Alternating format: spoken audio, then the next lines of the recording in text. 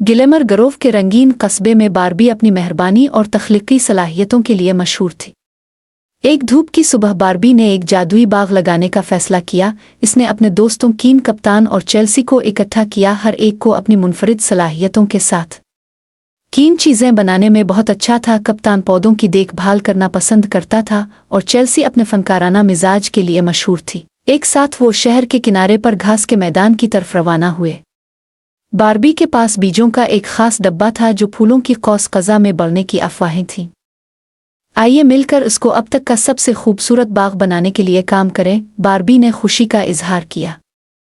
कीन ने परफितन मेहराबों और रास्तों की तामीर शुरू की, जबकि कप्तान ने एहतियात से एक खास नमूना के मुताबिक बीज लगाए। चेल्सी ने आने वाले फूलों के नामों के साथ दिलकश निशानियां पेंट की। बारबी अपनी मोहब्बत और देखभाल के साथ बीजों को पानी पिलाती और हर रोज़ उनके लिए गाती। उनकी हैरत में बीज तेज़ी से उगने लगे और हर दिन नए रंग और हैरतें लेकर आया। एक सुबह जब वो बढ़ते हुए बाग की तारीफ कर रहे थे, गिलेमर ग्रोव के जरिए अचानक तूफान आया। दोस्तों ने अपने पौधों को हुआ और बारिश से बचाने के लिए टारपस और कंबल का इस्तेमाल करते हुए जल्दी की। उनकी कोशिशों के बावजूद उन्हें खदशा था कि बाग बर्बाद हो जाएगा। जब तूफान गुजर गया तो वो वापस लौटे और देखा कि बाग को नुकसान पहुंचा है। फूल झक गए और कुछ रास्ते बह गए। मायूस होकर वो इकट्ठे हो गए, लेकिन बारबी ने उन्हें याद दिलाया, हम इसे ठीक कर सकते हैं। एक साथ मिलकर हम बाग को दोबारा खुला कर सकते हैं। हमारी दोस्ती किसी भी तूफान की तरह मजबूत है। नए अज़्म के साथ दोस्तों ने अपनी आस्तीनें लपेट ले।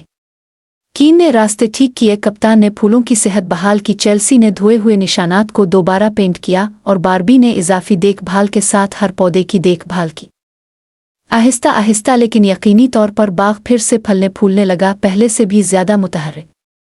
कौस कज़ा का बाग गिलेमर ग्रू का फ़ख्र बन गया, जो टीम वर्क, लचक और दोस्ती की अलामत है। और इस तरह बारबी और उसके दोस्तों ने सीखा कि तख्लीकी सलाहियतों, मेहनत और इत्तेहाद के साथ वो किसी भी चैलेंज पर काबू पा सकते हैं और